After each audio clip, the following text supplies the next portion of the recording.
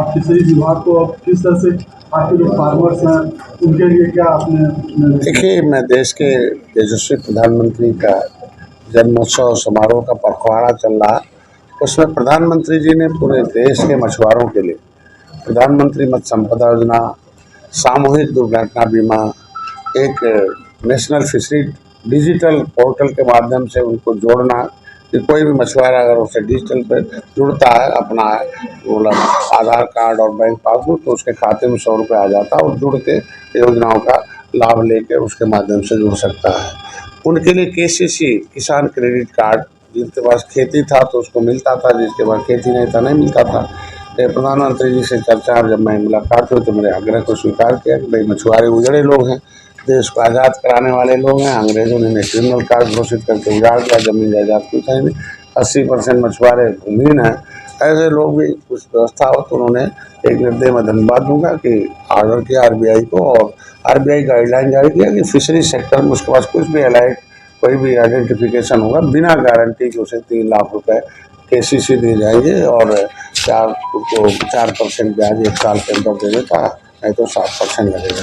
तो आज प्रधानमंत्री जी के उस परियोजना को समीक्षा थी कि जो पैसे दिया था उन्होंने उसको हमने लगभग 99% खर्च हो चुके हैं, तो उसको इसी देना था और आगे फिर डिमांड करना था। अभी मैंने निर्देश दिया है कि जिन मंडलों में डीजी और प्रमुख सचिव थे और निदेशालय के अधिकारी थे और सभी मंडल के जो डीडी जो उन्हें जिम्मेदार बनाया गया कि जितनी परियोजनाएं प्रधानमंत्री से अनुदानित है कि 60% महिलाओं को, 40% पुरुष को, 60% एससी या महिला है तो 60%, पुरुष है तो 40%, ऐसे में उनको दिया जाए। और ये जितनी संचालित योजनाएं हैं उसमें जिनको हम फाइनल पैसा दे चुके हैं उसको जाकर ट्रेनिंग कराया जाए, उनसे एक सक्सेस वीडियोज बनाए जाए, उनको मदद की जाए, अगर पैसा नहीं है तो केसीसी करा के सहायता दी जाए, उसके मार्केटिंग की व्यवस्था कराई जाए, उसको हम ट्रेन करके मछली का उत्पादन बढ़ाया जाए, उसको जो भी सुलभ सुविधाएँ हैं, सड़क नहीं है उसको बिजली नहीं है, पानी नहीं है तो सभी अधिकारी ये सब करके उस संचार प्रधानमंत्री के उस इस पखवाड़े में पूरे जांच करके उसको आगे बढ़ाया जाए। और इनके लिए इस बार प्रधानमंत्री जी को धन्यवाद दूंगा कि इस बार उस सभी मछुआरे जो 2 महीने मछली नहीं 3 महीने मारा जाता है उसके लिए 4,500 रुपये, 1,500 रुपये के महीने 4,500 रुपये वो सभी मछुआरे जो फिशिंग में रहते हैं उनका फार्म लिया गया, उनको देने का भी इस बार उन्होंने निर्देश दिया है। फ्री का बीमा है कि अगर कोई मछुआरा हमारे यहाँ फिश फार्मर ऐप है उसमें वो अपने को बीमित कर लेता है तो सब बीमा हुआ हमारे यहाँ, करोड़ लाखों लोगों को बीमा हुआ, तो उसमें वो बीमा उनके घर पे नॉमिनी को बट जाए, ये व्यवस्था कर दिया कि वो 5 लाख कोई घटना होने पर 5 लाख, और अगर डिसेबिलिटी हो गई तो 2.5 लाख रुपये, और अगर अस्पताल में चोट लग गया तो 25,000 रुपये हमारा विभाग जाके उसको इलाज कराने की व्यवस्था देता है। तो ये समीक्षा है कि पैसे यहाँ कहाँ है, तो सब मंडलों की प्रगति अच्छी थी और उसमें दूसरे ये था कि ये जानना था कि किन मंडलों में, किन जिलों में कौन सी ऐसी परियोजनाएं हैं जो नहीं लग पाई हैं। मतलब एक इसको हम लोग चाहते हैं सैचुरेट करें कि हर परियोजना हर मंडल में जिसे किया जाए। अब बड़े बड़े प्रोजेक्ट हैं, एक मंडी है हमारी राष्ट्रीय स्तर की, अंतर्राष्ट्रीय स्तर की, जो एशिया स्तर की, एक चंदौली में एक हमारा पास एक फिश फार्म, एक बहुत बड़ा जो है एक हम लोगों ने हाईटेक मंडी बनवाया है जिसको उद्घाटन के लिए तैयार है और वो सौगात दिया। और इसी तरीके से हम लोग कई मंडलों में एक बड़ा प्रोजेक्ट लगाने की आज बात हुई है कि अंतर्राष्ट्रीय स्तर पर हम लोग यहाँ से अंतर्राष्ट्रीय एयरपोर्ट हो कुछ एक ही एरिया में, एक जगह 100 एकड़ 200 एकड़ में उसका फिश फार्मिंग हो, मिल हो, फिश हो, ट्रेनिंग सेंटर हो, मार्केटिंग हो, इतनी परियोजनाएं हर हाईटेक हैं सब वहाँ लगा के लोगों को दिया जाए और ट्रेनिंग किया जाए। और क्योंकि हमारा जो 5 ट्रिलियन डॉलर इकनॉमिक का जो माननीय मोदी जी ने लक्ष्य रखा है उसमें अर्थव्यवस्था सुदृढ़ करने में, तो उसमें उत्तर प्रदेश भी 1 ट्रिलियन डॉलर इकनॉमिक रखा है, उसमें हमारा ग्रोथ रेट 27% सबसे ऊपर है। तो इसलिए एक और ग्रोथ बढ़े उसके लिए आज निदेशालय स्तर पर था कि प्रधानमंत्री हमेशा अपने भाषण में कहते हैं कि मत्स्य क्षेत्र में असीम संभावनाएं हैं हमारे और कम पैसे में। बैंक में अगर हम 10,000 रुपया डालते हैं तो 10-12 साल में दुगना होगा। अगर हम पानी में डालते हैं तो 1.5 साल में ही वो दुगना होता है। तो ये इस तरह बढ़िया कोई और हो नहीं सकता। पहले था कि भाव पोखरा होगा, पानी होगा तो हम मछली पालेंगे, अब कुछ नहीं है। अब तो दरवाजे पर आप जो टीन सेट होते हैं उसको आप नट बोल्ट से कस लें, तारप्लिन डाल लें, एक एयरटेल डाल लें, एक बायोफ्लावर डाल लें, उसके अनुसार हो जाएगा। इसलिए ऐसे में हम लोग उसकी ट्रेनिंग प्रोग्राम में हुआ कि और आजमगढ़ थोड़ा सा यहाँ 564 परियोजनाएं जो दी गई थी यहाँ से, उसमें से 416 पूरा फाइनल चल रही हैं। उसको मैंने डीडी से कहा कि जाके एक दिन में 100 दिन का इनको टाइम दिया गया, हर दिन जाके 4-5 परियोजना देखकर उन्हें जाके प्रमोट करिए, उनको ट्रेंड करिए, उनकी समस्या सुनिए और उसको समाधान के लिए हर डीएम स्तर से के जो लोग आए अधिकारी, उनसे बैंक के लोग हैं, उन्हें केसीसी कराइए, मार्केट की बढ़ाइए कि भाई जैसे मूली की खेती की जाती है, हार्वेस्टिंग एक ही बार मत मछली मार दो, पौने पौने दाम पर बेच दो, बारी बारी से निकालो, बारी बारी से बेचते रहो, मार्केटिंग अच्छा करो। कुछ 38 लोग ऐसे हैं जो अभी जो एक आध हफ्ते में उनको किस्त दे के हम लोग चला देंगे, पूरा के पूरा हम लोग काम करेंगे।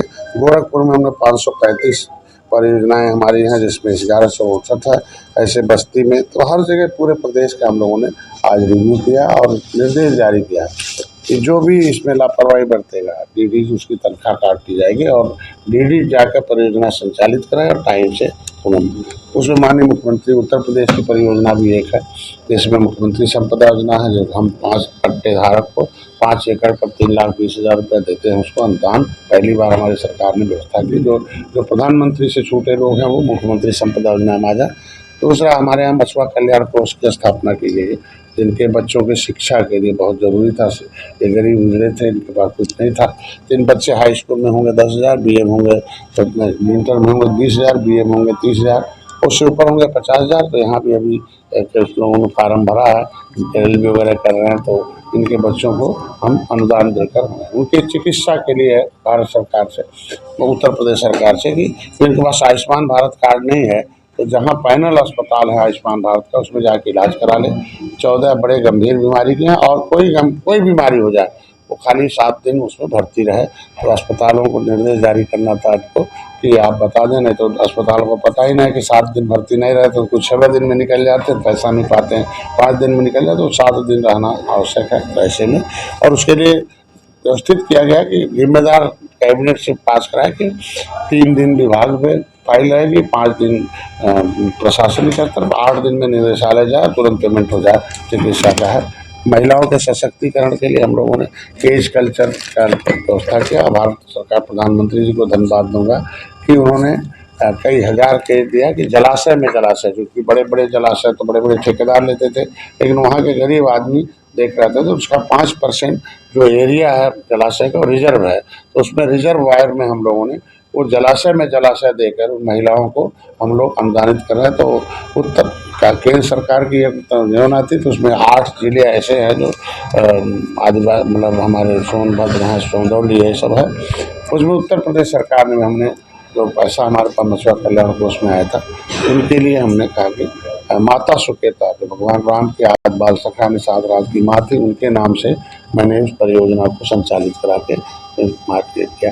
तो ये सब आज के दिन समीक्षा बैठक थी और यहाँ आया कि किसान क्रेडिट कार्ड की जो प्रगति जो है थोड़ी धीमी थी, तो उसके लिए आया कि नहीं ऑफलाइन है इसलिए इन्हें दिखता नहीं LDM को, तो उसे ऑनलाइन कराने के लिए हमने प्रमुख सचिव अपने दिखा कि लखनऊ स्तर पर जिस तरीके से सब एप्लीकेशन ऑनलाइन है तो किसान मछुआरों का भी ऑनलाइन हो जाए, समस्या दूर हो जाए और जितने भी फार्म आए तो जो उनका स्कोर खराब हो या डिफाल्टर उनको छोड़कर सबको दे दिया जाए और पट्टेदार को। और मैंने अभी यहाँ प्रशासनिक स्तर पर आई वही इस जिले को बहुत अच्छा है, हैचरीज 13 हैचरीज है, मिल है, तमाम ऐसे परियोजनाएं बड़े बड़े हैं, तो वो उसका निरीक्षण करें और उनकी ट्रेनिंग कराई जाए। और ये हुआ कि ब्लॉक स्तर पर जितने पट्टेधारक हैं सबको ब्लॉक में कृषि विज्ञान केंद्र में हर जगह ला के उनको ट्रेंड करा के उनको आगे लाया जाए।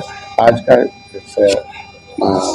निदेशालय स्तर तक की बैठक था और जिले की भी बैठक कराया और प्रगति का, और मैंने सिंचाई विभाग कहा भाई जहाँ पोखरे नहीं हो पानी नहीं भरा जाए और उनको काम किया जाए, उनको हर तरह से संभव हमारी सरकार खड़ी है। इसके आप प्रधानमंत्री के इस जन्मोत्सव के पखवाड़े में ये हुआ कि जितने भी हमारे मत्स्य पालक हैं वो जो अच्छे अनुदान लेकर काम कर रहे हैं, सहायता लेकर उनका जीवन स्तर ऊपर आ रहा, देश के विकास में और समाज के रोजगार में।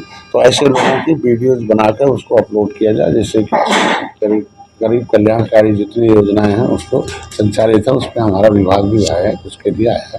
बस, धन्यवाद। एक सवाल ये था कि जैसे जो आरक्षण की बात कर रही थी, तो विभागीय बात नहीं होगी, क्या सफलता किसी भी सफलता के लिए सतत प्रयास आवश्यक होता, और सतत प्रयास में उसके सही दिशा में प्रयास करना आवश्यक।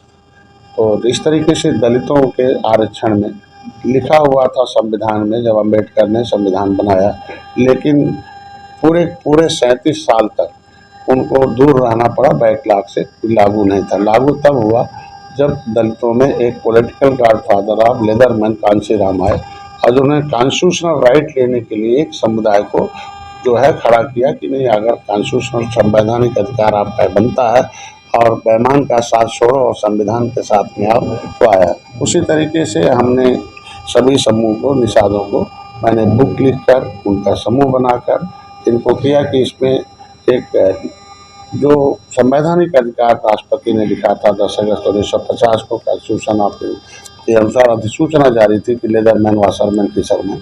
तो उत्तर प्रदेश सरकार ने एक नया अधिसूचना जारी करके एक गुमराह किया था 1994 में कि दिल्ली की अधिसूचना अनुसूचित जाति अत्याचार निवारण अधिनियम में 24 नंबर पर चमार भाई, 30 नंबर पर धोबी भाई और 53 पर मझवार हैं। अभी 16 तारीख को भी जून में होगा। तो ये अनुसूचित जाति के हकदार हैं, और अनुसूचित जाति अत्याचार निवारण अधिनियम से संरक्षित है, क्योंकि नौकरी, पैसा सब सुरक्षित है। लेकिन उत्तर प्रदेश सरकार पिछली जो कांग्रेस और सपा बसपा के सहयोग से कांग्रेस चल रही थी, तो पब्लिक फाइल 74/4 देखिए, किसी भी रोग के कारण को एक्सरे करके जान लिया जाए और कारण दूर कर दिया जाए तो रोग ठीक हो जाता है। तो ये बेचारे, इनके रोग पैदा करने वाले को नहीं हटाया जाएगा तो रोग है। 1994 में एक शासनादेश उत्तर प्रदेश में एक अधिनियम हुआ, उसका नाम है उत्तर प्रदेश लोक सेवा अनुसूचित जाति अन्य पिछड़े वर्ग आरक्षण अधिनियम 1994, और उसमें लिख दिया कि केवट, मल्ला, कश्यप, कहार, धीवर हैं पिछड़ी, अब खाएंगे खिचड़ी। अब दिल्ली के राष्ट्रपति का अधिसूचना और राज्य का अधिसूचना कंट्राइंडिकेट हो गया। 31 दिसंबर 2016 को हमने कहा नो इन है for the state government high court in the matter of SC/ST। तो ये कैसा कर दिया, तो राज्यपाल ने इसे संशोधित किया। पहली सरकार हमारी है कि माननीय मुख्यमंत्री जी ने RGI को पत्र लिखा, जो मैंने लिखा कि दिशा निर्देश दिया जाए। तो उन्होंने कहा कि RGI ने लिखा कि नहीं, केवट, मल्ला, मझवार हैं, ये 1961 में इनकी गिनती हुई थी, हमारे सेंसस में प्रिंटेड है। तो decided authority RGI registrar general of census था, तो who are person of OBC and SC, उसने डिसाइड कर दिया ना। लेकिन उसने उस पत्र को मूव कर दिया सामाजिक न्याय मंत्रालय को कि आज का नोडल विभाग सामाजिक न्याय मंत्रालय है, वो इस पर डिसीजन ले। तो आज के दिन में दिल्ली में अभी ताल से निकल कर, जिनका खाल पिछली सरकारों ने निकाल लिया था, ताल में चले गए थे, ताल से ताल कटोरा भी गए थे अभी लाखों लोग।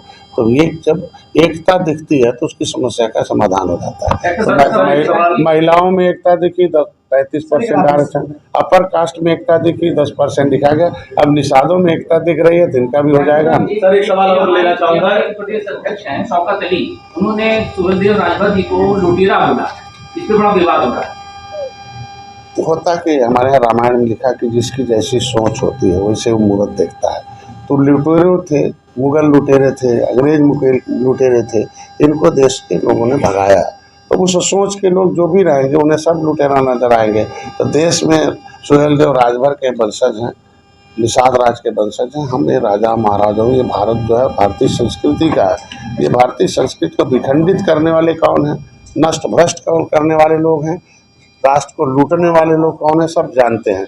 आज के दिन में ऐसे लोगों के खिलाफ कार्रवाई होनी चाहिए जो सामाजिक एकता को नुकसान पहुंचाते हैं। और वो टिप्पणी अमर्यादित शब्दों का, ये मर्यादा पुरुषोत्तम भगवान राम का देश है, यहाँ मर्यादित शब्दों की जगह अमर्यादित टिप्पणी करने वालों के खिलाफ कार्रवाई होनी चाहिए। ऐसे लोगों पर मेरा मानना है।